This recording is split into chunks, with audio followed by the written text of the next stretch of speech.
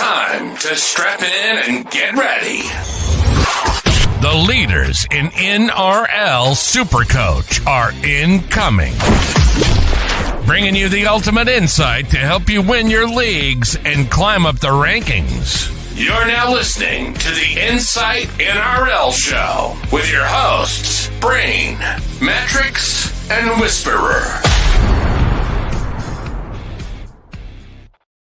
G'day guys, welcome back to the Insight NRL Show. I am the Supercoach Brain and I'm joined as always by Supercoach Mattrix. Mate, how was your weekend? Because it feels like all I'm seeing is either 1,100 or 1,300 plus. One of those weird weeks. Well, I'm one of those 1,100s. The Broncos suck. My Supercoach team sucks. Yeah, there's not much to talk about, is there? No. I'm absolutely cooked. Played some video games on the weekend. That was good. Went for a run. I had a delivery of beer turn up. Yeah, basically everything outside of Supercoach is good. It's just, Supercoach and footy. And you know what? Even some of the games that I thought were going to be really good this week, they were poo slingers. Yeah, fuck, there was some points scored this weekend. Like in some of these games, it was like 40-34 and 48-30 and big games like that. But then like not really many Supercoach relevant players or well-owned players actually scored that well in most of those high-scoring games. So, yeah, bit of a tough one, wasn't it? Let us know how you went in the chat, guys. For those of you that are in there, I'm seeing some scores come through already, which is great. Queenslander with a 12.88, top score there. Reese with a 12.34. Adam S with a 13.37. That's, nice to find some form at the back end of the season, mate. Rowan with 11.62. Commissioner of the Tipsy Trades League. So I'm sure there's some tipsy trades involved over the last week or so that probably went belly up, like a Payne Haas maybe. Apparently I made the 8. I don't know how I did that. Well, I mean, you are a good drinker, to be fair. So yeah, true. Is that part of the how you make the 8? Are you judged on that too? Oh, yeah, I'm sure that's good form. Swift, I'm sure. I hope this is a typo. 1993. Maybe that's your AFL score. I'm not 100% sure. This is the NRL show, bro. 1340 from Snooze You Lose. So yeah, some big ones up there. But again, 1197 from John here. 1094 from Scorched Earth.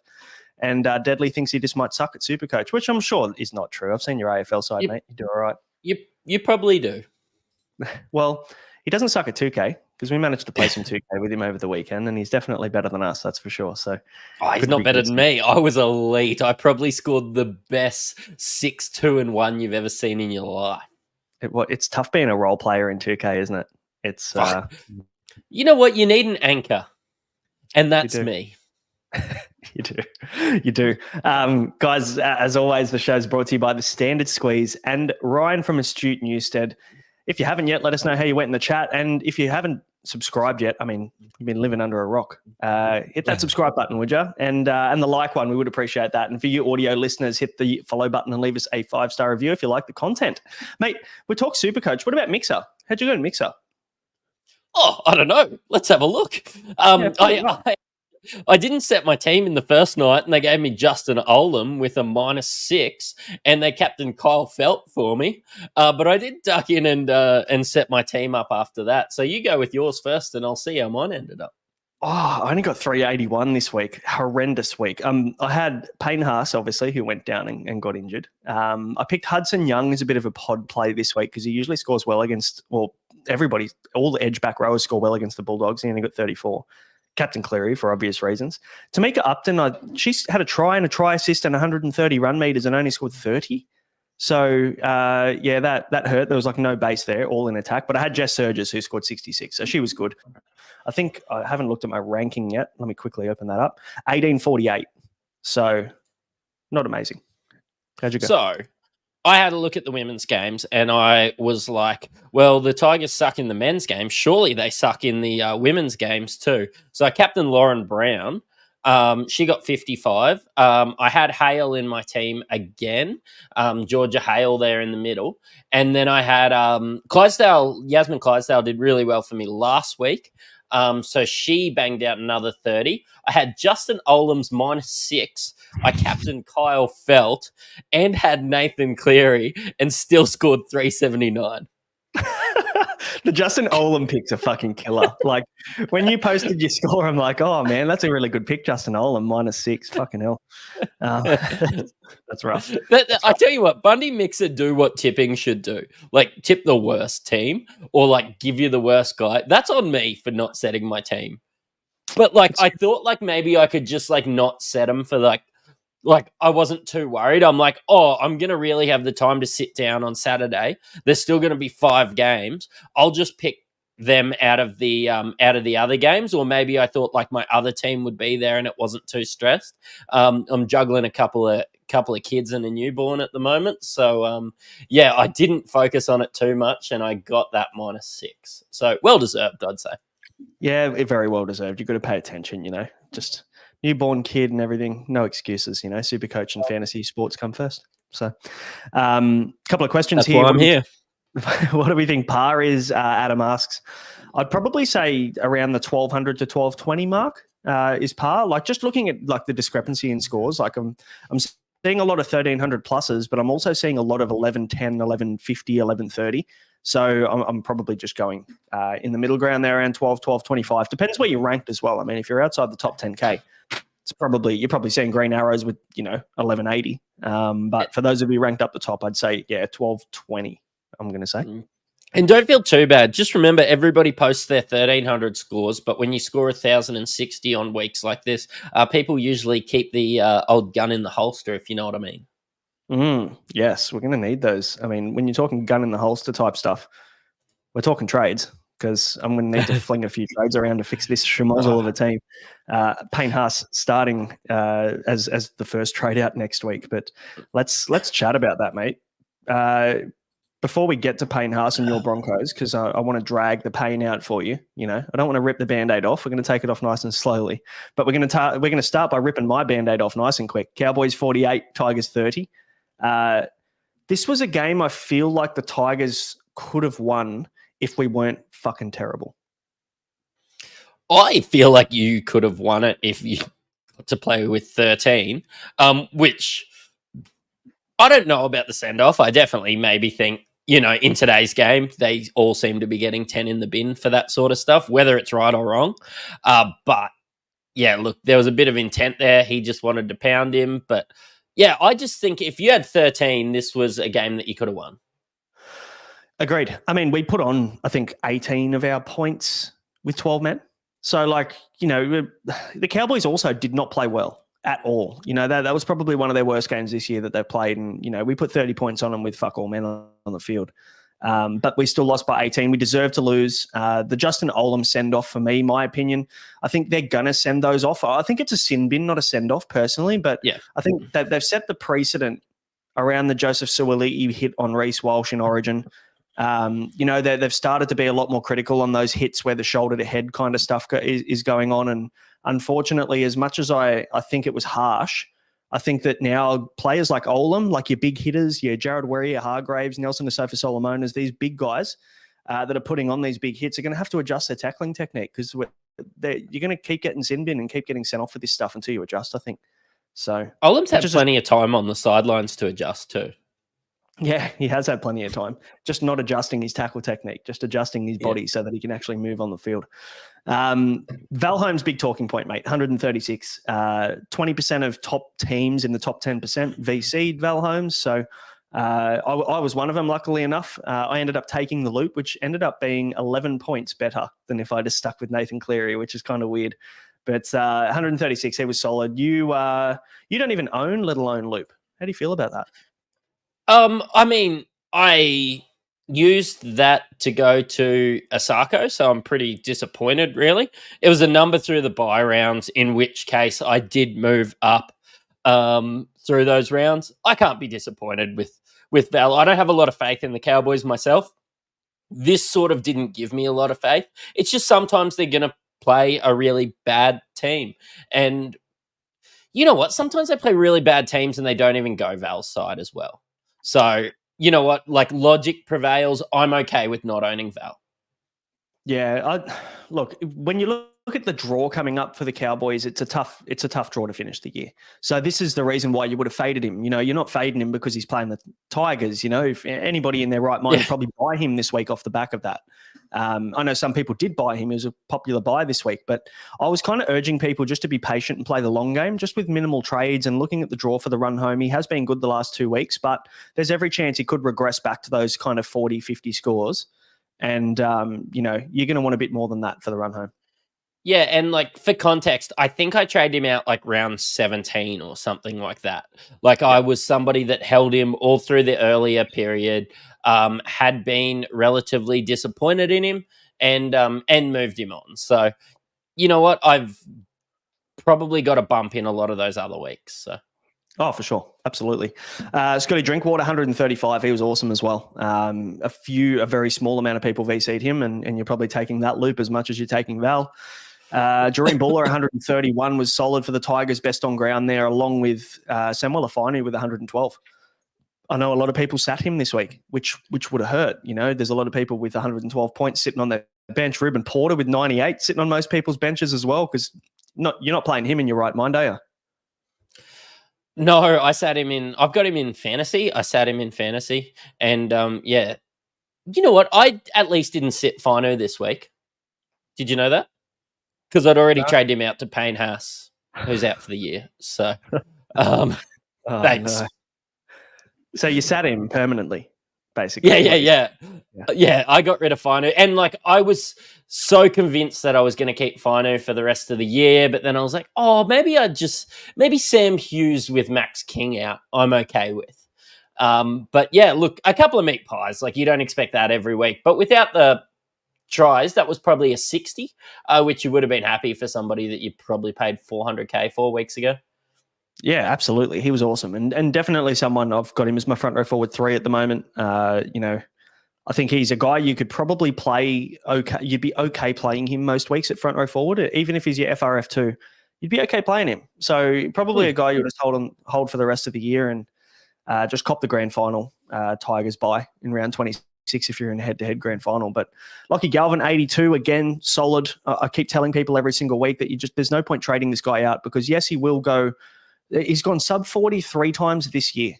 You know, it's like it's not terrible at all by any means. And he can score 80 in losses. And he's done it multiple times this year. I think he's a 5.82, worst case, and can even be reliable enough to be your 5.81 and just fix up other areas. So definitely a hold for the rest of the year for me. Api Coruscant, 54. He had to kind of, you know, do a bit of shuffling around because Latu Finu went down with a head knock. So he went into the halves and Talon De Silva went to hooker. So, but fuck, his goal kicking's hurting him, isn't it? Like he missed, I think, 3. So yeah, not ideal for Api. Yeah. Oh, look, I'm used to this from Api. Let's just go back to the last 133, 24, 90, 27, 93.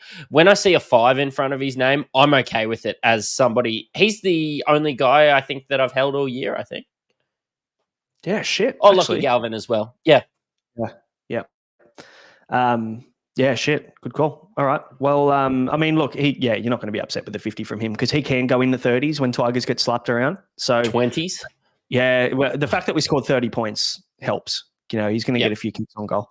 But aside from that, nothing really relevant for the Tigers there. I mean, Latu Fine is going to miss a week with the HIA that he failed. So I assume that Api goes back into the halves next week and Talon plays hooker. Do you like it more at halfback or do you rather him at hooker? Honestly, it's much the same with me from Api. Api demands the ball, whether it be from halves, and you know what, when there's a play, the players gravitate to Api in this Tigers team. So yeah, I don't care if he's playing halfback. I don't care if he's playing on the wing. Api's going to score the same for me. He's playing on the wing, he won't, but I get your point. He might be. They'll go that way. He can just only pass it one way after that. So yeah, that's a good call. That's fair. Look, aside from the obvious Val Holmes and Drinky, it was Murray Taulagi. Scored a couple of tries, 103 for him, did 97. A lot of these guys aren't well owned, so not really much point talking about them. Any of these guys looking at as a pod for the run home, or is their draw a bit too much of a deterrent? Oh, the draw's too much. And like personally for my own team, I'm not looking too deep. I know that we're doing the little Pond Hunters special every week at the moment. So I'll probably delve a little bit more into that. But the Cowboys definitely won't be the first team I look at. I'm not confident in the Cowboys. I know that they're probably going to finish in the top 8, but I'm not really seeing them as that sort of caliber team at the moment. And look, I don't see the Dolphins or anyone like that. Maybe I'm just watching it with my Broncos tinted glasses. But I just don't see the Cowboys making any real noise this year. So, yeah, they're floating in and around the middle of the pack in the top 8, aren't they? So, like, they're not a team that's ever going to be challenging the Panthers or the Roosters or, even Melbourne. I don't see them pushing top 4 or challenging top 4. So, yeah, not too much relevance there. And they've got the buy in round 25 or 24, whatever it is. I think it's 25. Which is even more of a deterrent then because you've got a tough draw and then you've also got a buy in there where they score 0 points for you. So, yeah, just not ideal. Next one, mate, Eels 30 beat the Warriors 20. I don't know whether we call this an upset or not because the Wars have been on the slide for the last few weeks, really, like eye test-wise. They've been kind of ordinary for the most part, but the Eels have been horrendous. But they turned up in this one, mate. They were solid. Gutho 120, Dylan Brown 90. If you traded him a couple of weeks ago, you'd be a little bit upset because probably anything that you traded, any trade that you did besides a Dylan Brown to Cleary would seem a little bit sideways, wouldn't it? Yeah, I think so. Let me have a look at my team. If you want to know how bad my team was this week, I think that might have been the top score for my team. Oh, Nathan Cleary got 96, but Dylan Brown with the 90 was great. I'm super glad that I held him. I know that you're a trader, I think. I did our little review. We do our TikTok, Instagram, Twitter sort of reviews the morning after the games.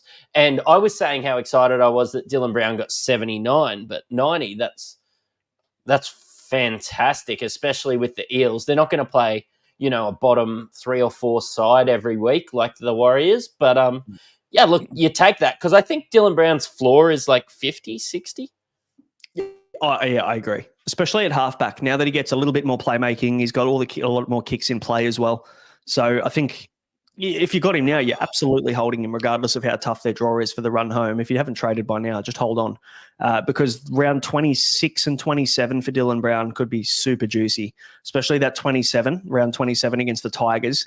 Tigers need to win one more game basically now to have it a bit of a spoon off in round 27 at Campbelltown. So that'll be fun. But when we look at Ryan Madison, he scored 71 in this one. And Ryan Madison's starting to come good. A few 50s and a few 60s. Aside from his round 19 score, he's gone 68 now into his 71, and he had a 64 the week before that. So looks like he's getting some decent minutes at lock now as well, anywhere between 60 and 80 minutes at lock. The problem is a lot of these players we're talking about, we don't have trades to bring them in. So no, and I think if you play in Supercoach right, you've sort of got at least 3 of the Crichton, Nickera, Fifita, Katoa, Hamoli sort of. And then you probably, if you didn't, you probably got Cam Murray in last week. I kind of leave Maddo in that sort of discussion as well. They're just kind of good players on bad teams, that sort of fallen gun situation. If you've got the trades, then sure, you could use that 200K elsewhere, or you can get a Kai Pearce-Paul. If you didn't open the app for 6 weeks, you could go to Maddo. But yeah, maybe Maddo's someone that you could look at for Bunny Mixer or, your second team or something like that. I don't know. But yeah, you want, if you had the trades, Maddo's a fantastic trade in. I just don't know too many people that do. Nah, and everyone's targeting the high upside guys, not the base stat beasts in Supercoach. But you mentioned fantasy. He's probably a really good buy in fantasy, to be honest, with max minutes in the middle of the field. We know that fantasy is drawn towards base stat players and you get a lot more points for offloads that go to hand and things like that. So tackle breaks are really scored quite well. So he's a guy that fills up those stats quite well. So, mate, other than that, Brendan Hand's 49, probably an AE for most people. So he stayed out of that AE nightmare category, which is good. And even Joey Lussick got over for a try for a 49. How are you feeling about that? Because he's been probably a guy you were panicking a little bit about if he's coming off the bench. Oh, honestly, I don't even panic about him anymore. He still managed to lose cash at 217K scoring a try. So that's how good our Joey Lussick is. Look, Yeah. Joey Lussick is a running joke for me, but I can't do anything with that. I just don't loop very often. I just have to be really confident in my captain choices. And look, to be honest, the captaincy, for the most part, for every game on the run home is likely going to be Nathan Cleary, and it's going to be very popular. It's just, it doesn't make sense to go against him unless you pull a really big VC at the start of the week or something. That's pretty much the only time you go against him. The only other guy I've mentioned here would be Jake Tungo, 33. He was my AE this week because I did loop Val Holmes, so I copped Jake Tungo's 33, which is fine. Anything over 30 for an AE, I'm pretty comfortable with. But mate, for the Wires, Charnze Nicoll-Klokstad was back this week, which is obviously a welcome sight for the Warriors, but couldn't get him the win this week, but scored 92 points. So relatively solid. Yeah, I think he was higher than that and then updated down, which is actually the reason I lost 2 of my draft leagues. Unless one of the guys I played today update, I lost 2 of my draft leagues by a grand total of 11 points. And Charnze Nicoll-Klokstad updated -18. So, and he was my fullback in both of them, I should probably start with. But yeah, look, Charnze Nicoll-Klokstad looked really good when the Warriors were humming. It kind of like the last 20 minutes, SJ really turned it on. You know how he squares up that defense, faces off, and then can get off, and it gets out the out the back to Charnze Nicoll-Klokstad, which was leading out to Dallin Watene-Zelezniak. He had a nice little kick across to Dallin Watene-Zelezniak. So that's sort of what we expected all year. That SJ, Dallin, Charnze Nicoll-Klokstad. It just took a couple weeks. And I think that they're going to be bad enough that they won't be relevant. Like, they scored 20 points against the Eels, Yahoo. But, yeah, look, that's what everybody was banking on at the start of the year. And I suppose if all these guys come back next year, I think SJ might be up for contract. I'm presuming they'll re-sign him. But SJ, Dallin, and Charnze, when they're all playing together, it is a nice brand of footy.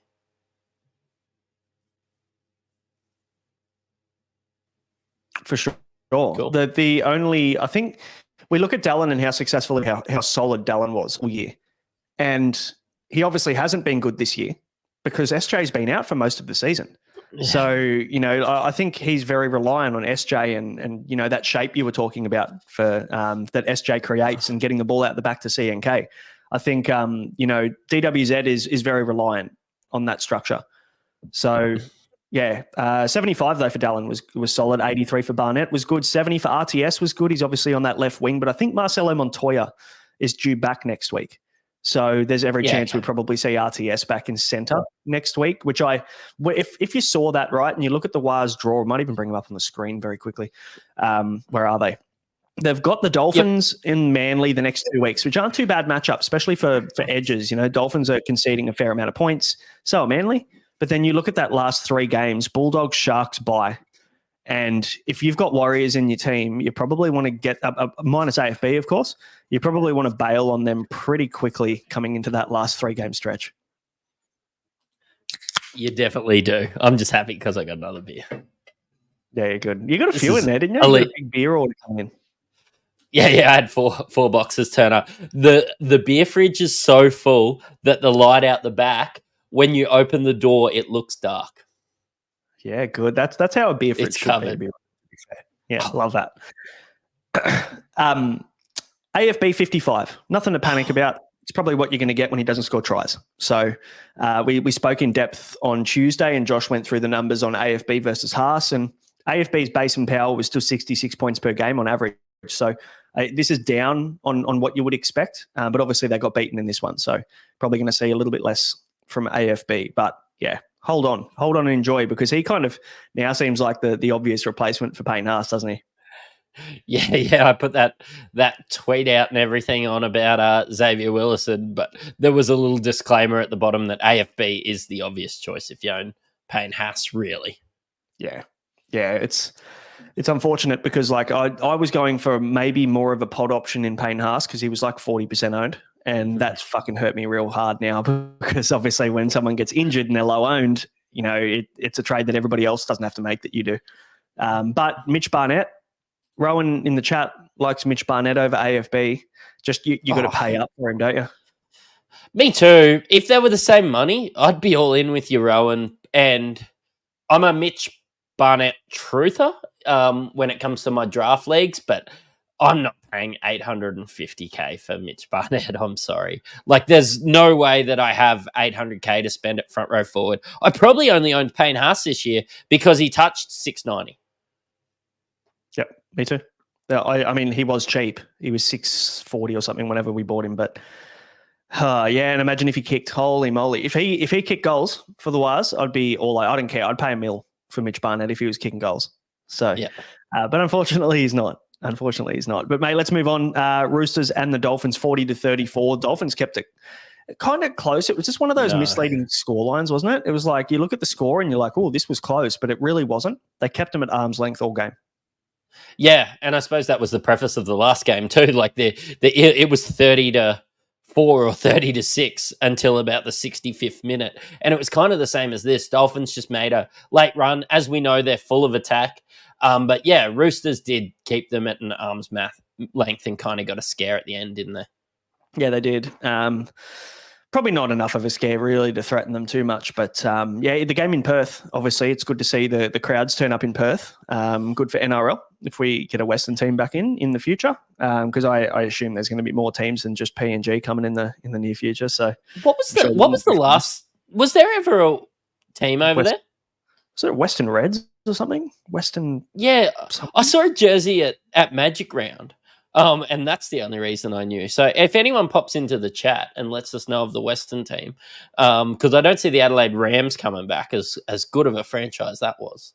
No, I don't think so. But then again, you never know. There's, 17 teams at the moment. So PNG's 18, and then you got two more, I reckon, because they said they wanted to be a 20-team competition and bring it back to 20 rounds, play each team once. So which would be so much better.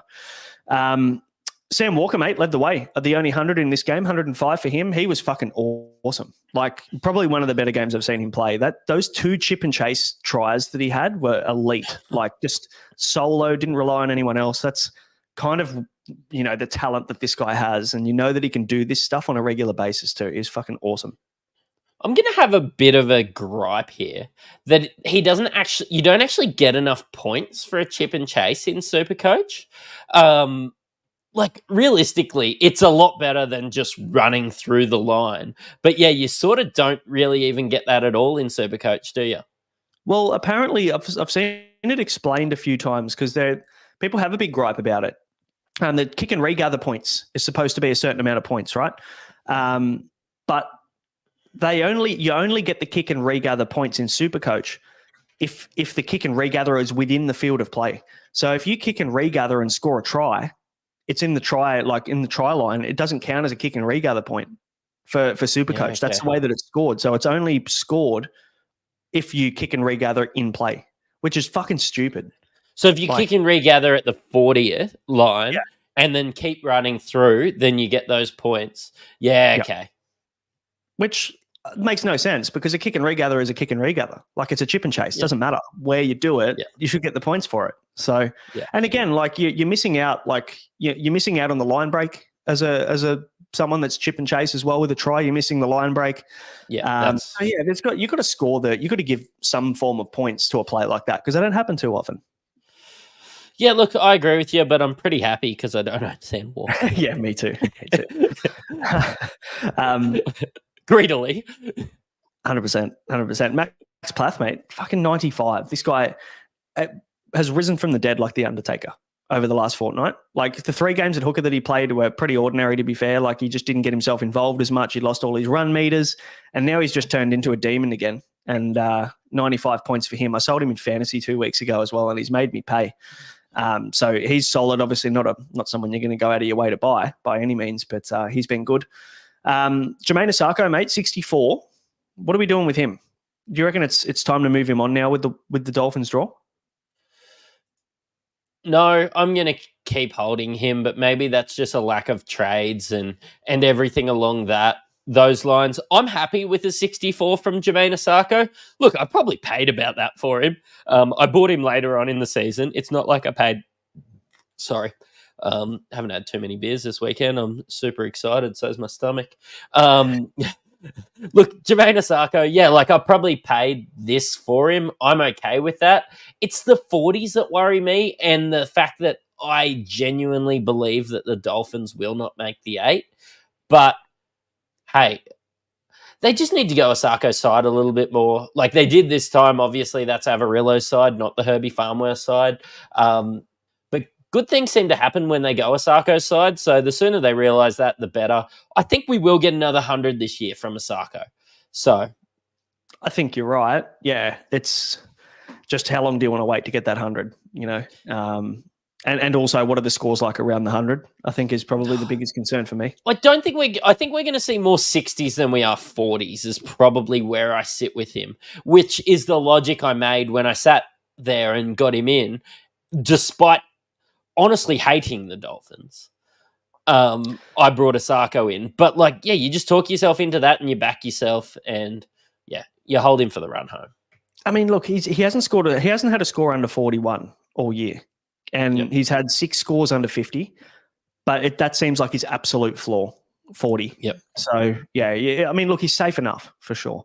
You just got to look at, he's playing the Warriors next week. That'll probably be a good matchup. But then you come up against the Bulldogs, the Storm, the Broncos, who I used to think was a good matchup. It was a tough matchup, maybe not so much now, but and then the Knights in round 27. So yeah, it's not exactly the easiest run for them, but he can score. You know what? Broncos versus the Knights are pretty good. Broncos and the Knights are pretty good matchups, really, at the moment. The Dolphins have never beat the Broncos, so they're not going to be resting. Dolphins are not going to be resting players or anything like that. They're going to be playing, and they're going to be numbers. So for sure, if he's on Corey Oates' side, they will be getting him the ball.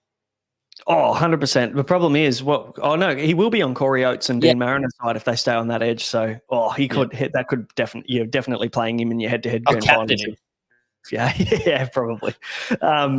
That's the Dolphins. Not much else going on there. But the Roosters, mate, Angus Crichton and Connor Watson, solid 79 and 75 for them. Daniel Tupou, 75. Terrell May, 60. It looks like maybe he's come back from the dead now too, doesn't it? Like, got a couple of injuries here for these big guys. Was it Lindsay Collins who went down? Yep. And there was another one as well, wasn't there, from memory? Yeah, Lindsay Collins. Oh, yeah, Nat Butcher went off as well. I think Nat Butcher come in as his replacement and then got knocked out. So yeah, his ribs are done. Apparently, rib cartilage issue. So he's going to be out for like 4 weeks from what physio says. So, there's some edge minutes there for sure. And Terrell May can play on an edge or in the middle. So see how he goes. Joey Manu, disappointing, mate. He was a popular trade in this week for good reason, only 30. Were you one of them? Yep. He's nodding for those audio listeners. Yeah, yes. Sorry, that was tremendous audio content. I just for audio content, you have a look at my face, I start sweating. I start looking profusely disappointed. You can sense the disappointment in my voice. I had banked a trade the whole time, wanting to get young Joseph Manu in for situations like when they play the leaky Dolphins, and he gets a fucking 40 and then gets sent to the bin and I get a 30. This was fucking awful. I tell you what, Joseph, you need to take a good, long, hard look at yourself in the mirror. You know what? Fair enough. I mean, I bought him in fantasy. I'm also upset about it because I bought him in that too. Double down. Man, my fantasy week was so bad. Like, I've been going good with fantasy the last probably 2-3 months, and I went from 71st to 224th this week. So there's a big slide coming on in fantasy. I've run out of trades. I've got Payne Haas. I'm stuck with him for the year now. So yeah, it's not looking good over there. But Joey Manu, stick strong. He's fine. You bought him for the draw, so it's not an issue, I don't think. But Dominic Young, out with a hammy, 29 points after about 50 minutes, and he went off. They reckon even with a grade 1 strain, probably misses 1 to 2 weeks. I don't know whether I have the trades to get rid of him. Like, I think I might just, depending on if he's out for 4+ weeks, I'll probably have to trade him. But I've only got 3 trades left. I'll probably have to use one of those on Haas to AFB or Haas to someone. And then I'm probably just going to sit on Dom Young and hope that he's back by around 25 and that I can win some head-to-head matchups. Yeah, I'm probably going to do the same. I'll probably see how he goes. Like, hopefully they have the bye next week, right? Yes. I should do a I should do a podcast. I'm that on the ball. But yeah, so they've got to buy next week. Let's just hope that week's rest and the fact that he wasn't going to play is enough. Like, yeah, hopefully you've got at least like a Garrick or an Iro or an Asako or somebody like that on the bench that you can play in a pinch. Even a Marju. He's got the Tigers next week. I don't think it's the end of the world because you were sitting Dom next week anyway. Maybe he misses 1 week that you were planning on, and then you can just ride on into the sunset with Dom Young anyway. So yeah, agreed. The good thing, it's kind of like the Ruben Garrick HIA, come at a good time.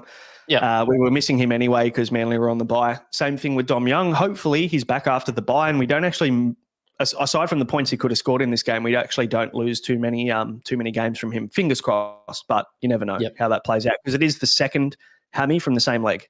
So definitely, probably a little bit more precaution from the Roosters coming into finals. So we might see him take a little bit more time to get ready, which is a shame. So yeah, we'll have more info Tuesday. We'll talk about him and what we're doing with him then. Mate, let's move on. Titans 46. You didn't talk about Teddy, but does it matter because everyone owns him with his 50? That's kind of why I skipped past him, if I'm completely honest. Like, everyone has Teddy. If you don't have Teddy, I mean, he scored 52 as well, so it's like he didn't really hurt you. He didn't score terribly. If you don't own Teddy, this is the first week you've won in about 10 weeks. Yeah, I was going to say, like, if you faded Teddy this whole time, you're probably 14th in your head-to-head leagues and, 7,000th or something. So it's probably been rough. You're probably lower than that, to be honest. Yeah, that's true. I was trying to be nice. Didn't want to offend too many people out there, but... nah, fuck them. Own Teddy. Speaking of offending people, your Broncos were fucking awful. You know what? At least we get a good draft pick next year.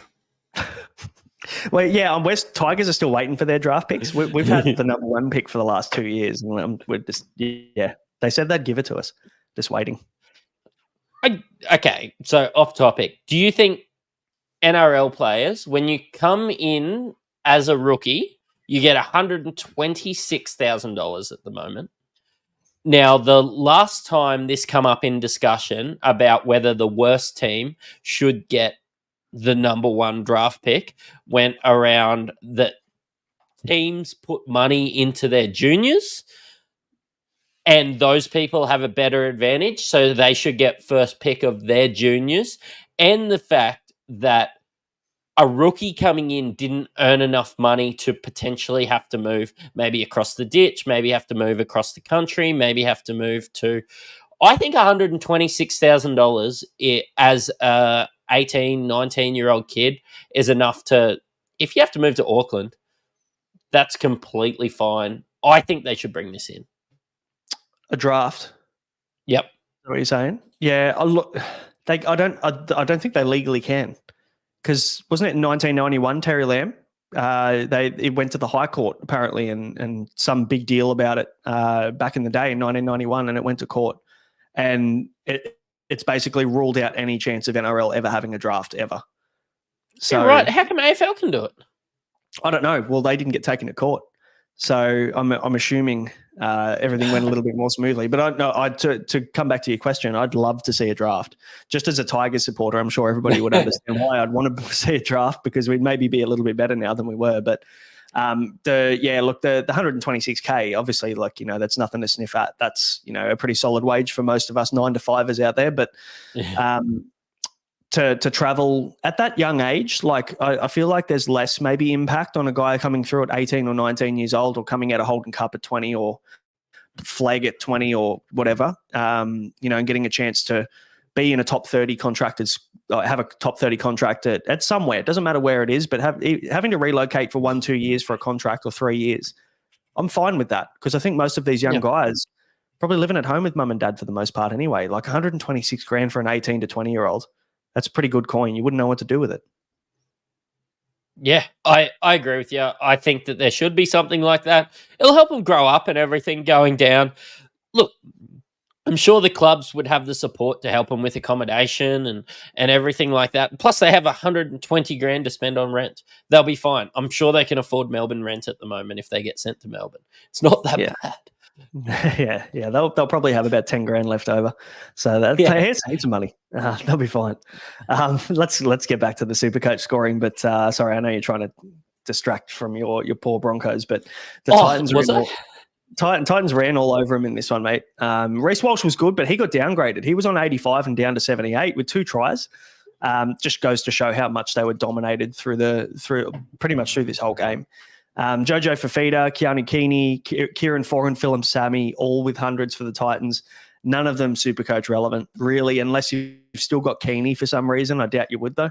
But imagine if you did. Fuck, you would be cheering. He's been awesome. He's the one guy that I wish I bought like 3 months ago that I just never even considered buying him either. I really regret it.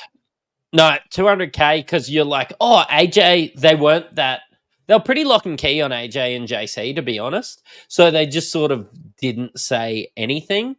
And I thought Boyd was in the mix as well too. So I thought Boyd might have been good enough to push somebody back, but this guy's special. Like some of those tries that he scored, some of those ones he set up, breathtaking is the words I would use. He's very good player. He's going to make a lot of money and be very sought after, I think, in the near future. It's interesting, isn't it, with this Titans makeup, what they're going to do with these guys, because it's kind of like trying to fit 4 into 3. Depending on what happens with Kieran Foran over the next couple of years, you've got Brimson there, but he just doesn't have a spot. Like, are you going to play Brimson in the 14? He's like your highest contracted payer. Like, you're paying him good money. They won't do that. They just signed him again, right? Yeah, to 23rd or something. Yeah. Like, they've signed him long time. And then you've got Carter Gordon coming in as well. Yeah, good call. Forgot about him. Yeah, because he's a half, isn't he? He's a fly half in Union. Yeah, I think I'm not an NRL coach, so I should just stop there. But I think that he could, with his size and his ability, could probably just play lock. Like in the old days, how there was the Greg Bird days and things like that. There was very minimal change between the 5/8 and between the middle, the lock. I think that Carter Gordon could probably just play lock instead of 5/8 and have exactly the same impact. Whether you can kick and everything from lock, there's no rule that you can't. He is a good kicker and everything like that of the ball as well. Yeah, of course. Okay. Interesting. I mean, we are moving towards more of a ball-playing lock kind of position now, aren't we? Like, I think we went through a phase through the last maybe 5 to 10 years where you wanted a big bopper in the middle there and you kind of treated lock as a third prop. But now I think we're moving away from that a little bit. So could be. We'll see what Des does next year. But, I know you loved it. I know you love to shout things out. Can I say fantastic call on Twitter yesterday by saying Fifita was going to have an absolutely huge game, 146 from Fifita, and that was elite areas from you, mate. I just got to give you your flowers when it's relevant. So thanks, man. I really appreciate that. I did say Fifita was going to go big. I got the wrong Fifita. When sometimes you type in JoJo on Apple on your keyboard and it just autocorrects to David for some reason, and even like the photo came up as David. It was really strange, but I did mean JoJo. So thanks, mate. Appreciate that. But no, I mean, David. That was too little. That was too little, too late for those JoJo fans out there. For those who know the American singer from that fantastic High Road album from 2006. So there's a deep dive for you. That was a great song too. Well, one of the all-time greats growing up. I would have been about 14, and that was a banger. That was a regular on my what was it? What was the MP3 back then? Probably just a little MP3 player or something. Maybe even a Sony Discman back in the day. Yeah, so I finished. Did I finish school? I was in grade 11 in 2006. So. Yeah. Okay. Fuck, I can't remember. I think when did I finish school? 2009. I think. I can't remember. Yeah. Fuck, you're just a kid, mate. I know. I'm so tiny. I'm fucking 1 year younger than you, so maybe I got it wrong. Mate, David Fifita 59 though, he's fine. You don't have to worry about that. And I think the one thing maybe that affected scores here are they just peppered fucking Dean Mariner and Corey Oates all game. The ball went right, and so it should because Dean Mariner is probably one of the worst defensive centers in the NRL, bar none. Like he needs some time in Reggie's. That's how bad he has been defensively. And Corey Oates obviously is just not a first grade player anymore. As much as I love Corey Oates, I just don't. I think he's past it now. Yep. Yep. I can tell it's hurting, so we'll move on. Jaden Campbell again suffered because they went right all game. So nothing to worry about there. 45 for him. AKP 41 again because they didn't go left. So He says 41 for the try too. He scored like the quickest 40 tries in history or something crazy. No, not in history, in Titans history. I think there's I think Mark Gasnier might have it or something. No, Reg Gasnier. Or Reg. Yeah, it could be. Yeah, you're right. That's one of them. But I think there's maybe like 7 or 8 players ahead of him all time, but quickest in Titans history. So big shout out to him. Aside from, mate, I mean, you're a Broncos supporter, obviously, so you're a little bit closer to this than most, but are we writing them off? Are they done now mathematically? Can they make mathematically, we're done. Put a fork in us. Titans are still a chance. So I'd actually love to see the Titans go okay. Now that they're a little bit further away from me than Redcliffe, I've actually come to warm to the Titans. I really like their Carter Gordon signing as well. So I love it when people like steal a player from somewhere fucking random, and the fact that that the Rebels just folded and they ended up with Carter Gordon, I rate that. And I can tell the whole like the pitch. Like if I was on the Titans board, I'd be like, hey, when you're not playing footy, you can be at the casino, you can be at the beach. Like I tell you what, you can party. They just showed like these 5 Sheilas on the rooftop bar somewhere, and he's like, I'm fucking in. Yeah, I'm gonna. You mean it's not cold all the fucking time? I'm going to Gold Coast. Yeah, 100%. It's there's plenty to love there on the Gold Coast, that's for sure. I mean, the signing of David Fifita back in the day, they had a picture of him behind with Broadbeach in the background. Like, I love how they just use. Yeah, that was good from them. You can reenact that on this year's Insight trip. I can. For anybody, obviously, no one would really be aware of it, but every year all the Insight podcasters get together on the Gold Coast. So, plenty of good content coming your way in October. That'll be fun. Mate, is there any chance that Xavier Willison gets a bump? Because he's kind of the only maybe person I'd look at from the Broncos now that Haas is out. Do we reckon Willison fills that hole? Yeah, I delved into the stats and I actually thought that it would be more. I thought he averaged more like 55 to 60 without Haas, but it's actually only 49.7. But all I think is maybe he's a little bit better now than he was back then. I do think that Willison can get a bump, and maybe for sub 400k you get a guy that's worth 550 if you're a bit of a penny pincher there in your front row forward. But I think at the moment, if you've got like Fainu or somebody like that as your front row forward too, you don't really need to waste a trade. But all of us will be trading out Payne Haas, those like 35% or whatever of us that have them. If you can spend that extra 300k elsewhere and get, a gun if you've got the trades, I don't hate, instead of going Haas to AFB, go Haas to Willison, getting maybe 55. I think that he'll finish the season averaging 55 from now on, 55 to 60, because he can find the line. And then, like, if that's the difference between, I don't know, a Jai Gray to somebody electric in the halves or somebody like that, I'm cool with that. Yeah, fair. I mean, Willison had the highest PPM across, I think it was a minimum of 40 minutes or 30 minutes last year. 1.5 ppm, so he led the league for points per minute. So we know he's capable of just going large, and he did it at the back end of the year last year as well. With the Broncos having nothing to play for, do you think Kevy maybe leans into these younger guys a little bit more? And I mean, I kind of do, considering they've got nothing to play for. Like, give Willison fucking 55 minutes a game and see what he can do. Well, if you believe the media, he's playing for his job anyway. So people will be, the Guns will want to be. He's very highly respected, of course, being a Broncos great and everything. And I think anyone that's met Kevy, knows that he's a bit of a ledge. And I think all these players want to play for him. If it's down to things like that, or if they tell him anything like that, the Broncos will play hard for the rest of the year regardless. But I think with X being probably the best front row for, like, he's better than Corey Jensen, as cost effective and as good as Corey Jensen is. Xavier Willison just has that X factor. He's the best front row forward we've got. He will get a bump in minutes. Yeah, Fair enough. So those of you penny pinchers, as Mattrix says, go and grab him in. Don't mind it. Sometimes not what you spend, it's what you save. We've got to, speaking of, it's not what you spend, it's what you save. You can buy a T-shirt that says that on it now, which is pretty cool. Let me quickly get it up here on the screen. So Mattrix has his own apparel line. So Mattrix's number one rule, you just heard it on the podcast live. So go and get yourself a "It's not what you spend, it's what you save" shirt. But there's jumpers on there. There's a hat even, I think. I'm surprised you're not wearing it every day. Oh, elite areas. I'm still waiting for mine to turn up. I think G said he'd buy me one, so can't wait. Yeah, maybe it's got lost in the mail like the bolters that you were supposed to send to Hamo. So maybe they're together somewhere. You never know.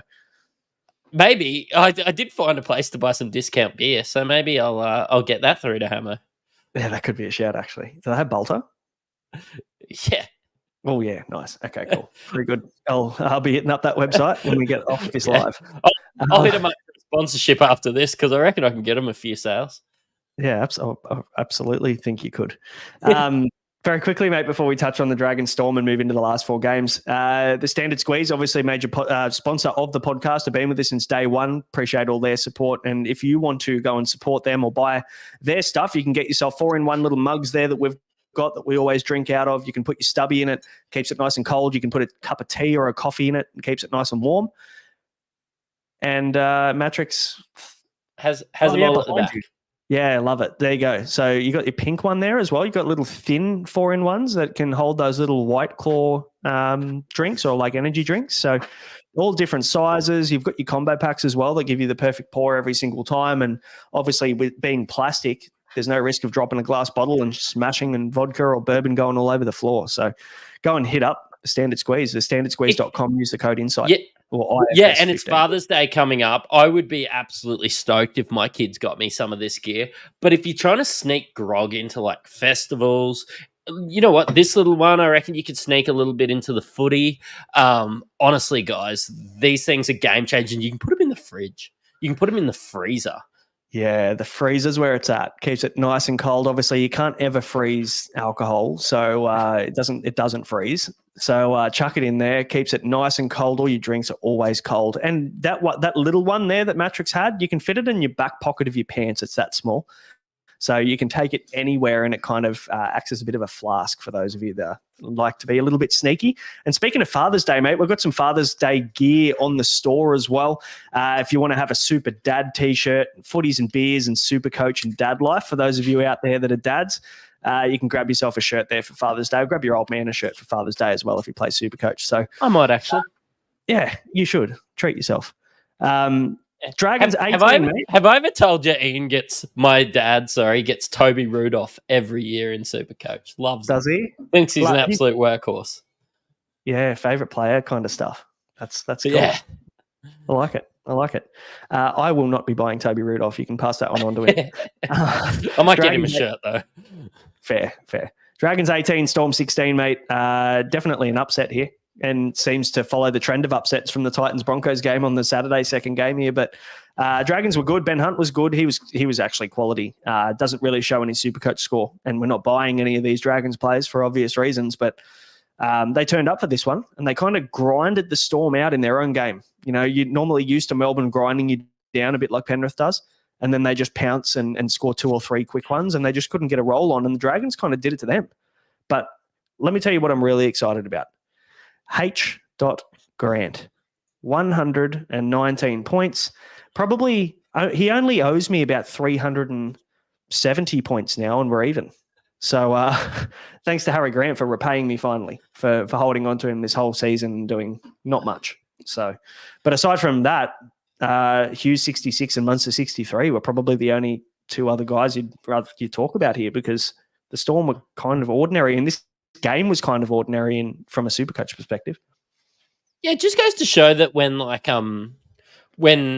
Katoa, when the run of play isn't going the Storm's way, and I don't look at too many matchups that the Storm play probably outside of the Panthers where I think that it's going to be a bludger for Eli Katoa, but if they're up against a top-tier team, I expect 40 from Eli Katoa because they just get out there and stop him. But I brought in Cam Munster for this one. Did ya? Nice little pod play. Because were you going to bring in someone else and then had to swap trades or something midweek?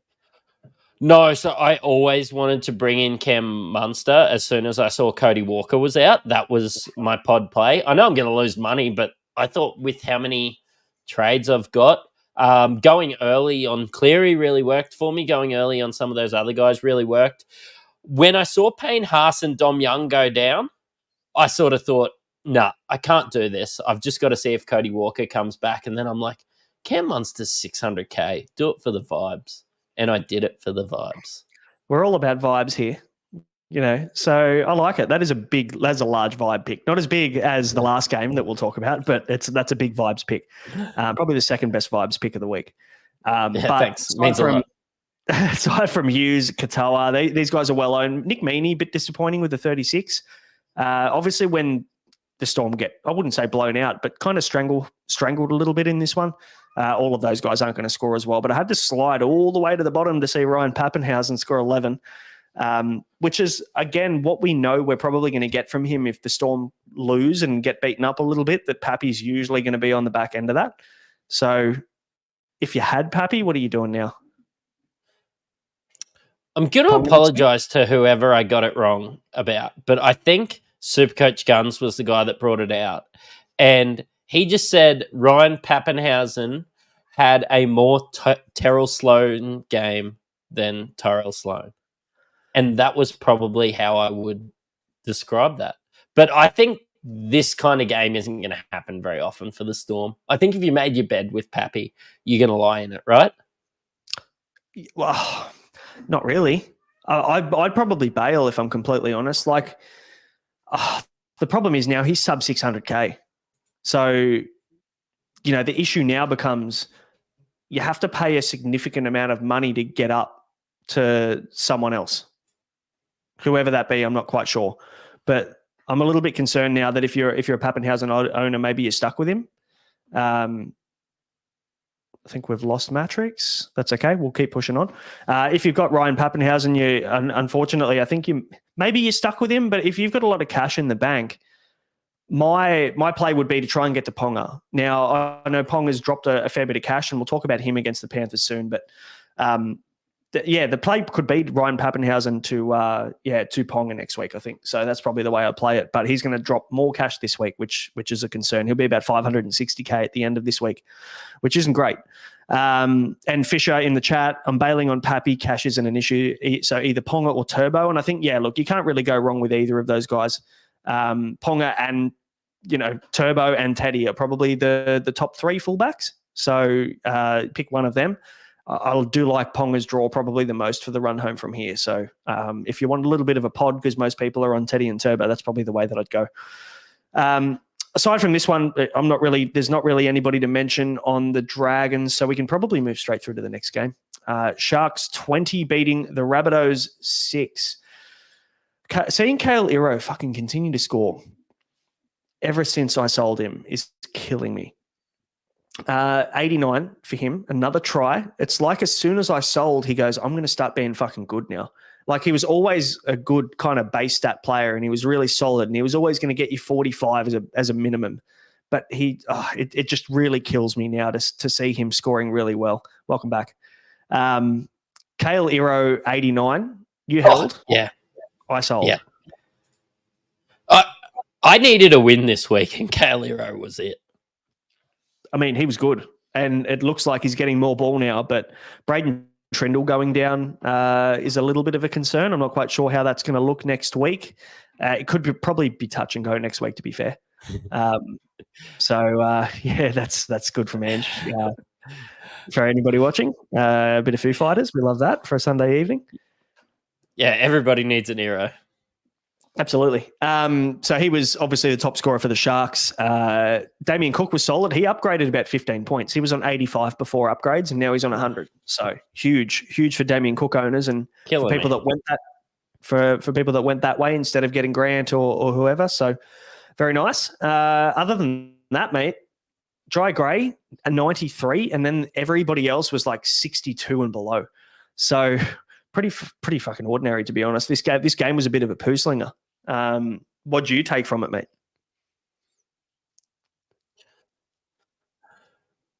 It was a bit of a poo slinger, and when you see the Rabbitohs score 6 points, you've got to expect that. But you sort of don't expect to score that. Yeah, no, I think your internet's cooked. So maybe check your background downloads or something. What I probably would take from this one for the most part, and I think we might see Mattrix drop out here, but he'll be back. He'll be back soon enough. Cam Murray and Keon, probably a little bit low on what you'd expect from them, 56 and 49 for those guys. Now, Cam Murray got a few real bad hospital balls from, what's his name? Dion Taupa. So, we won't see that kind of those errors and those issues, I think, from him moving forward. I think he's relatively solid. You back now? You good? Looks like I don't even know. But Jai has the same upside as Campbell. He does. One of the people said that on the podcast. So, and it wasn't me and it wasn't Josh. So, you going to die on that hill?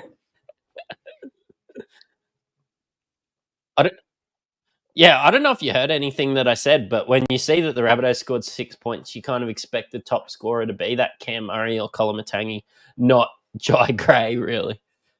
Oh, 100%. But Jai Gray was good, and he's been awesome, to be fair. So, and if you got him at 5'8", great. I'd probably just leave him there now. And look, the Rabbitohs are obviously going to be out of finals contention now. I think their season's pretty much done. Latrell, it doesn't really make much sense for Latrell to come back now.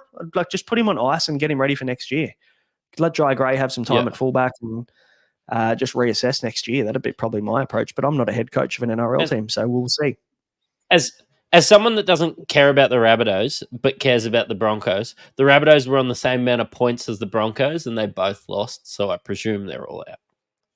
Yeah, you'd assume so, for sure.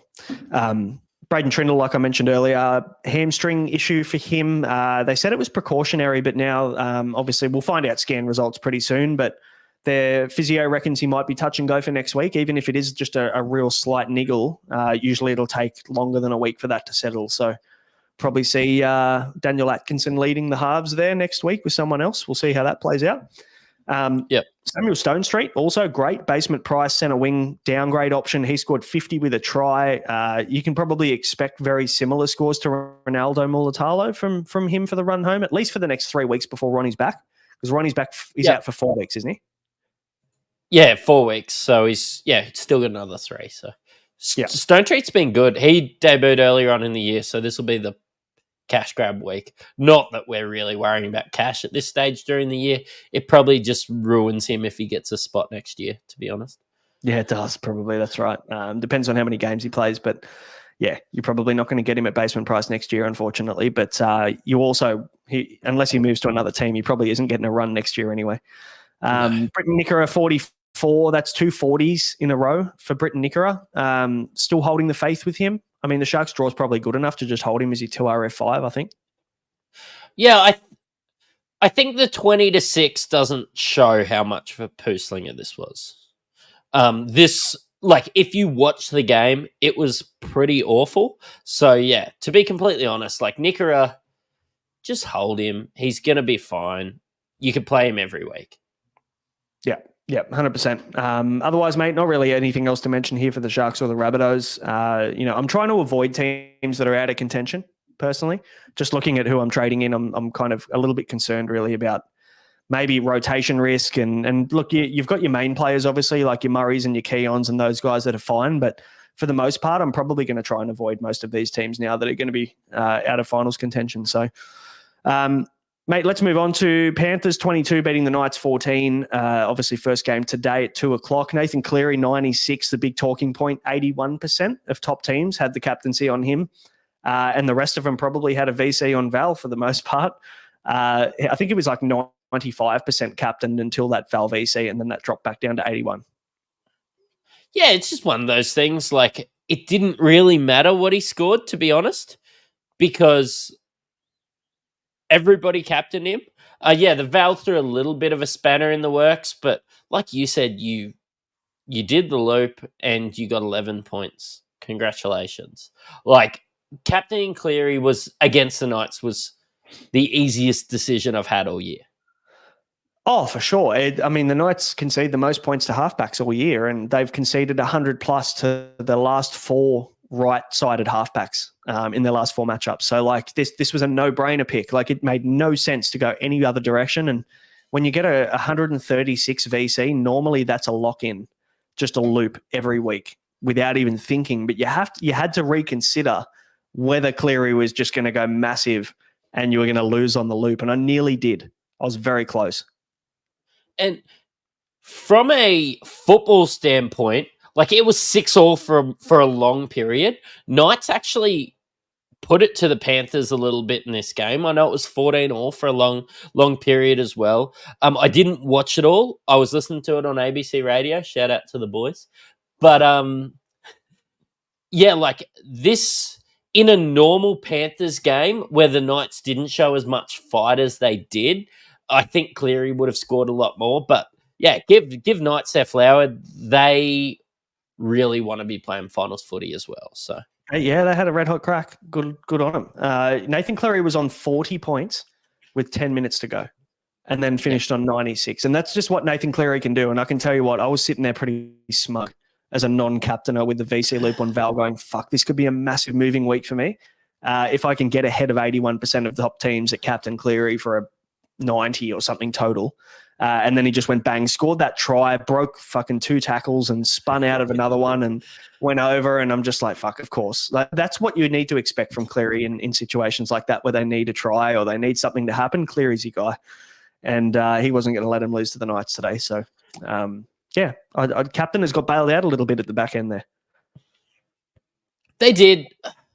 Did you get bailed out when 80% did it? Like, yeah, you would have made a tremendous jump, but I don't think it would have affected ranks or anything like that. Yeah, maybe not. Would have affected yours, but yeah. Yeah, for everybody else, it wouldn't have. But for anybody who VC'd Val and took it off Cleary, would have had a nice little bump there. But not to be, but that's okay. Casey McLean also with a 71. I bought in Casey McLean this week. I'm kind of glad I did. It was going to go with Josh Addo-Carr for vibes, and we'll talk about him soon. But when I got the VC loop sorted, I kind of just looked at my team and I wasn't playing Josh Addo-Carr, but I was trading him in, and that just didn't make much sense. Like, he was the player that I dropped to get to put the captaincy on Garrick so I could get the VC loop. So I'm like, if I'm not playing him, why am I buying him for? So I just thought, I'll just go cheaper at Casey McLean. I saved $200K, and now I've got decent bank. I think I've got 250 or 240K in the bank for my last 3 moves. Talk dirty to me. Yeah. Honestly, I think that trade there, like I was 180 points or something behind you, and I really backed myself. The players I had different to you, but I think a little trade like that with 250K, I think you're going to get me this year. Yeah, we'll see. Still a long time to go, mate. Still got 6 rounds left, or 5 rounds left. So it's it's tighter. Yeah, but it's now 400. It's now 400, not 180. Like, I had a stinker this week. Yeah, this week hurts you. I've got to have a couple of Barry Crockers on the run home for you to catch me now, I think. But you never know. Anything can happen. How many trades you got left? Oh, I get the same as you now. I got 3 because I did the Cam Munster for vibes. Yeah, okay. Oh, but vibes are important, so we can let that pass. And if Cody misses more, like, I'm backing Cam Munster to score more than Cody Walker as well. He is one of the reasons I might get a little bit closer to you, to be honest. You won't get the opportunity to own Cam Munster this year. No, not a chance. No. The only risk you have with Munster and anybody of the Melbourne boys are that apparently they're going to be rested in round 26, so head-to-head grand final. So that's just one thing that you need to be careful with. But again, he's had plenty of rest, so it just depends whether they want to keep him playing and he's, keep him going at the back end of the year or not. But Casey McLean, popular buy. Nathan Cleary should be owned by 100% of players. Isaac Tungo finally does something, 66. Which is nice. Josh has been joking for about a month now. He's like, when Cleary gets back, Isaac Tungo is going to be relevant again. And he was still saying it this week. And he said it in our group chat. And literally 5 minutes later, Isaac Tungo scored. And we thought, hang on, there's something happening here. And, it's not quite 130 that we would expect or would like to see from Isaac Tungo, but it's a start. I tell you what, if people think I'm a smug fuck, you should see that guy when he's got the top score for the week. Fuck me. He did score. What did he get? 1,360. Oh, see, 1,364. I think he ended up with. It was our chat with Aman, and he pipped him as well. Aman had a 1320 or something, and I'm just sitting there in the corner like the poor cousin. Yes, yeah, at Christmas time, and everyone forgot about you. No one bought you a present. That's how you would have felt. I'm sitting there with like 1290, and Josh has got 1360, and then you're on 1120, and that hurts. But yeah, right. Josh asked us about 4 times who got the crown this week, didn't he? Knowing that he's top scored, because there's only 2 of us that needed to work out. He's also in about fucking 5 leagues with us each, so all he had to do was go into a league and check our score. But who won this? Who won this week, mate? Who was winning? Yeah, funny that. To be fair, he went early as well. He called that on Saturday morning. He's like, yeah, I'm definitely winning the crown this week. I'm fucking having a red hot start. And he did. So full credit to him. I'll tell you what, though, when Cleary was on 40 with 10 minutes to go, I was trying to find some old receipts about him bragging about winning the week, because I might have chased him down. But anyway, it's all in fun. Brian Totter with a 62, solid from him. Isaiah Yeo with a 61. That's probably the floor of Isaiah Yeo, to be fair. And the floor of Totter, to be honest. That's true. One guy, man, not Supercoach relevant at all, but Isaiah Iongi, who debuted for the Panthers at fullback, he was good. It's just like they just keep spitting out all of these gun-based stat kind of guys, like tall, athletic. He reminded me a bit of Jareem Buller, to be honest. He was quality. Right. You're right. I was obviously only listening to it on the radio. I had a couple of mistakes early in the game. But yeah, I actually brought him in fantasy. I needed a little cash grab to bring in Joey Manu, so I'm glad I did that. I had Iongi on the bench with a 43 just to get Joey Manu's 24, so that's fantastic. But yeah, I think he's playable if he is playing. I think Edwards will be back next week or the week after. But yeah, look, it's just great to get a look at him at this time in the season. And if there is a resting later on, Iongi might get a run. Yeah, for sure. I mean, Dylan Edwards, they're putting him on ice and they're being a bit cautious about his injury from all reports. They're saying they're going to take their time and make sure that he's right coming into finals. So there is every chance that he gets a little bit more game time. But Dane Laurie's supposedly back next week, they reckon. So we'll see. We'll see how that plays out. But he was good. Isaiah Iongi, very, very talented. Scott Sorensen, only 51 minutes in this one. There was word coming in. I did hear Guru earlier in the week speak about the fact that Scott Sorensen's been holding a shoulder or carrying a shoulder injury the last month or so that he's been playing through, obviously. So maybe they're just going to try and manage his minutes moving forward. I nearly bought him in fantasy. I'm kind of glad I didn't now. So beware if you're looking as a pod hunter to get in Sorensen, who has been awesome this year. We're probably going to see some maybe less minutes for him on the run home.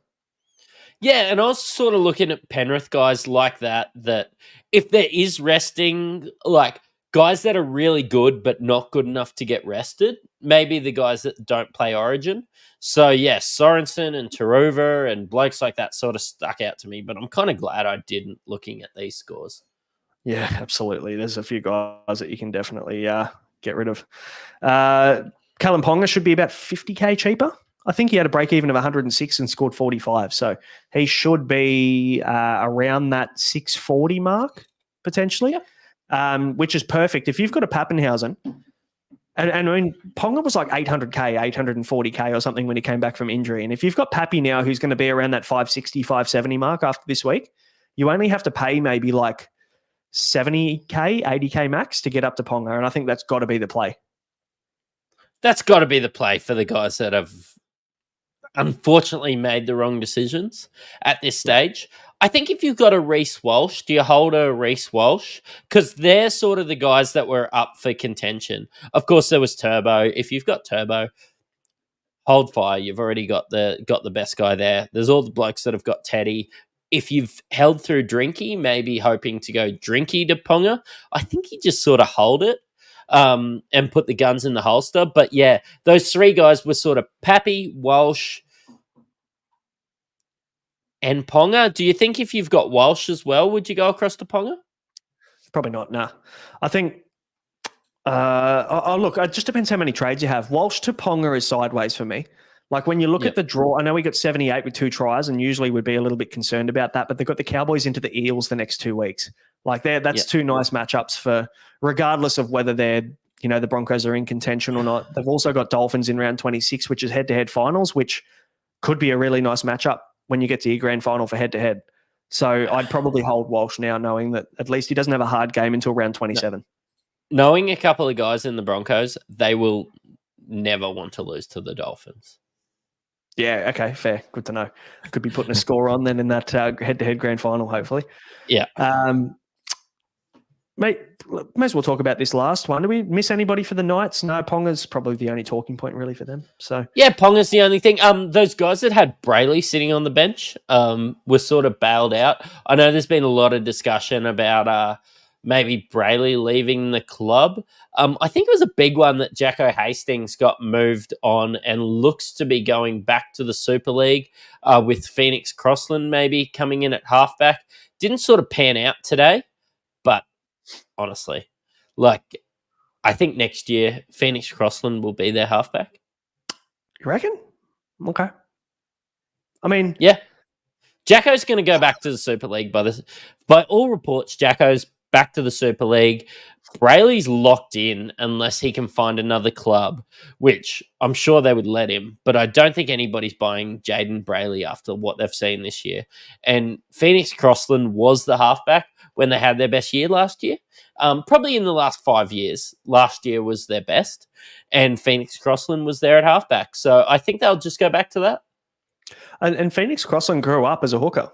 All through junior football or through the lower grades, he played halfback. So, and then they tried to turn him into a lock. They've tried to turn him into a hooker.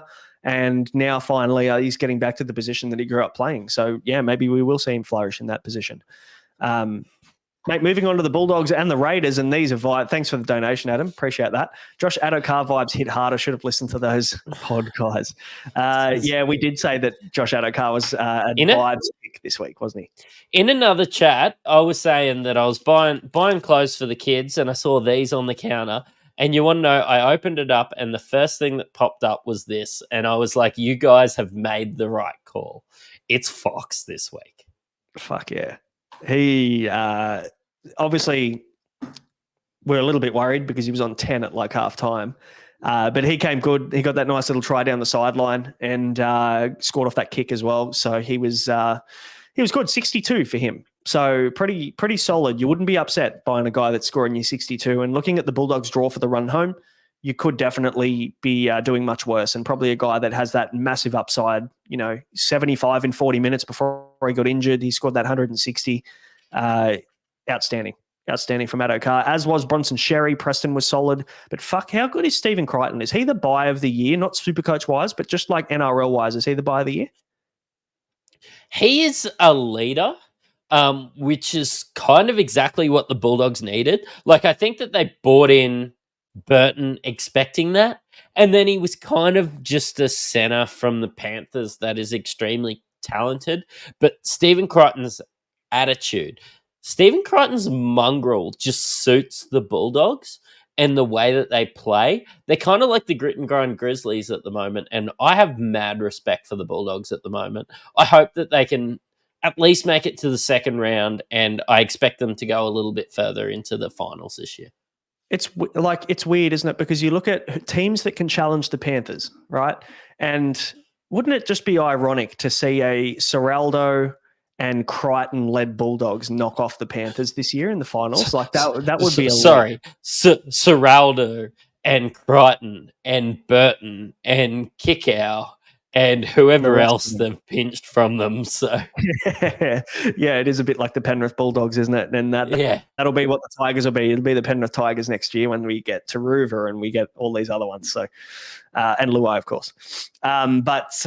Yes, Stephen Crichton, awesome. Only 70 Supercoach points, and not usually a guy that we'd look at Supercoach wise. Just doesn't accumulate stats and points like the rest of them. So not a buy for me.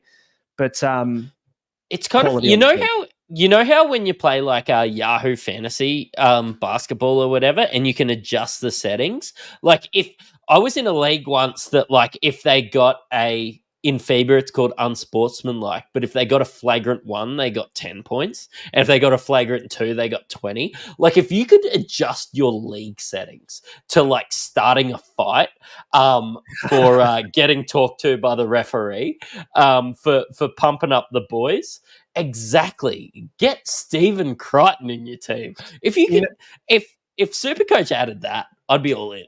Can you imagine if you could adjust your settings, right? And you could say that you get like 15 points for a send-off and 15 points for a bin and 30 points for a send-off. You just fill your team with Tigers because you'd be locked into one of those every single week. Maria Hargraves, Johnny Bettman, Nelson Asofa Solomona. Yeah, it'd be the Mongrel 17 squad. And Reid Marnie would be my hooker, no doubt, because the bloke would pick about 10, 15 fights per game. Not get in a fight, but he'd pick 15 and run off. He kind of gets away with a bit out on the field, I reckon, Reid. Yeah, he's a niggly little fucker, isn't he? Like, he's in everything. And it's a couple of little words you can tell around the scrum or whatever, and then people just rip his head off. It's awesome. Yeah, it's Love it. Very good. I can appreciate that kind of stuff. Now, Matty Burton, I bought him a couple of weeks ago, Matt Burton, 54. I mean, I'm a little bit disappointed, but again, it's not the end of the world, I don't think. Same with Jacob Carraz, 54. I'd say this is probably their floor, if I'm completely honest. I would expect no less than 50 from Burton or Carraz. And in this game, they, obviously when you have a look, and it's probably a moot point when you see Crichton up there, but when you talk about Addo-Carr and Jerry, they just seem to go this way a little bit, that way this game, and Addo-Carr was the beneficiary of that. And something I wanted to bring up to you is Carraz a little bit less of a play with Addo-Carr back in the team, because they hadn't been going to that other side as much, and I felt like they didn't go Carraz's side as much. He was well defended in this one. He had Rapana on him. So maybe it was just matchup based, but I just saw him going to the Fox a bit more than Carraz.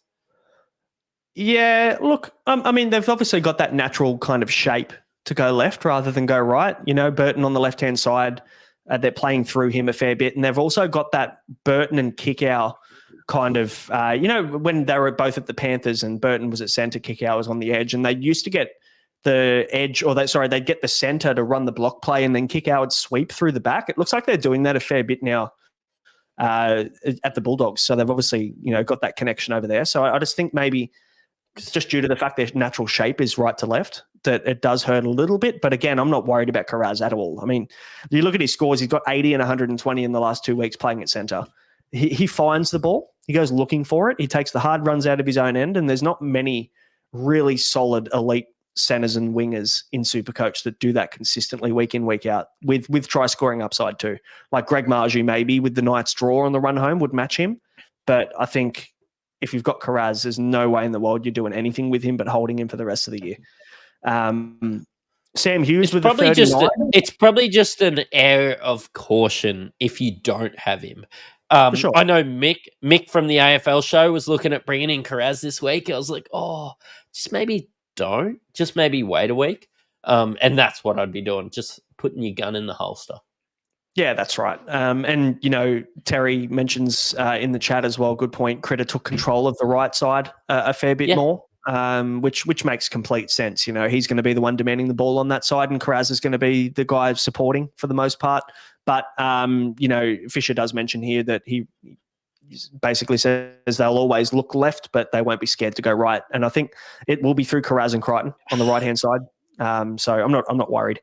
But otherwise, I'm not buying anyone from the Bulldogs at this point in time. Josh Curran looked like he had not a bit of a burner, but it was reported as an AC joint injury, which can be a pain tolerance thing moving forward. And for props and for middle forwards, it is a bit more of a concern than your back rowers. So he's one to watch moving forward, and we'll get a bit more news. I'm sure Physio's probably recording his podcast right now, and I'll listen to it on the way to work in the morning. And he will give us an update on Curran. But I would probably avoid Curran now as my Haas replacement. 2 weeks ago, if you asked me, I was keen on Curran. But just if you've got a niggling injury like an AC joint injury that's pain tolerance, is just enough of a red flag there for me to look elsewhere. And I've already got Joey Tarpany, who we're about to speak about, who fucking killed it today. It's probably the best game I've seen Joey Tarpany play all year, or probably in the last 2 seasons, to be honest. Yeah, I've owned him since mid-year, and this is why I own him.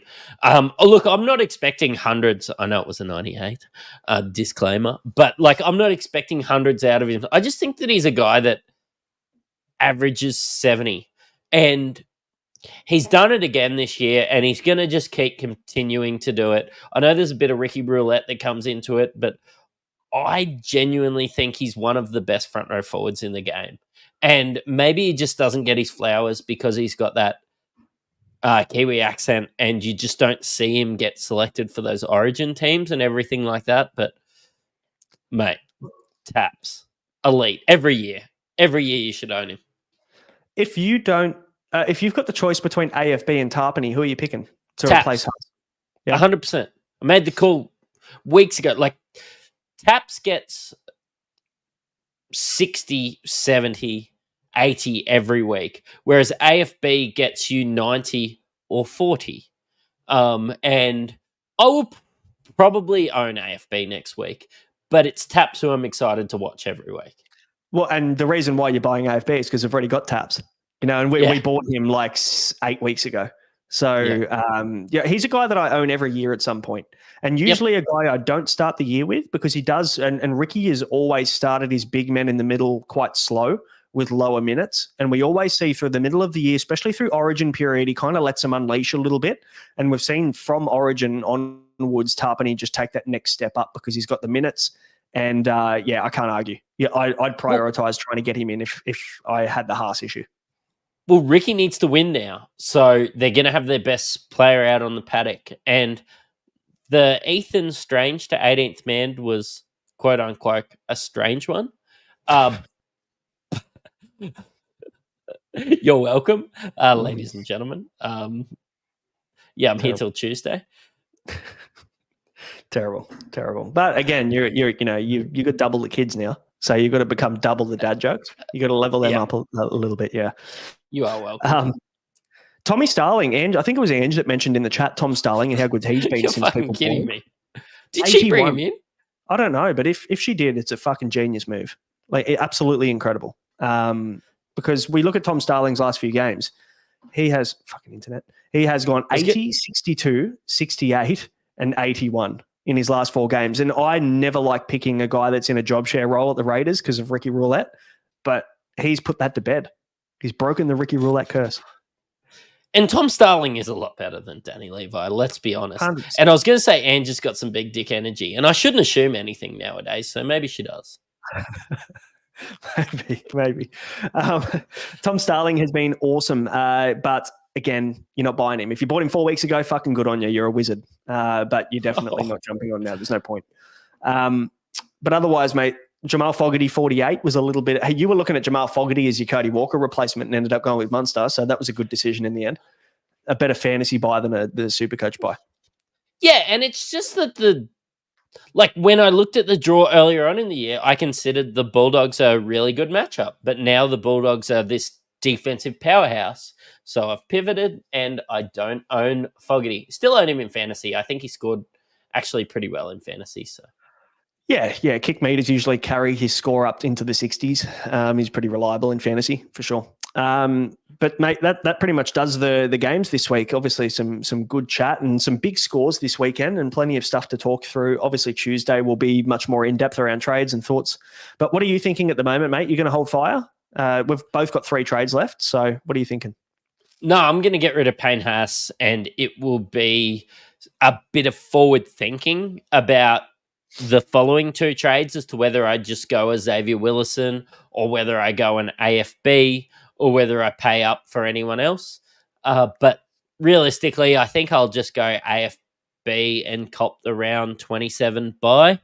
But you know what? The Dom Young at 730, I know he's going to drop to 650 or whatever, probably makes me think I don't need to save the money because the guys I'm trading out when they're injured, I can probably just go to somebody sideways and be completely fine. I know we're only talking 2 trades, but yeah, I'm just thinking that maybe I just spend the money, get the best front row forward, which I think is AFB and the best front row forward I can afford.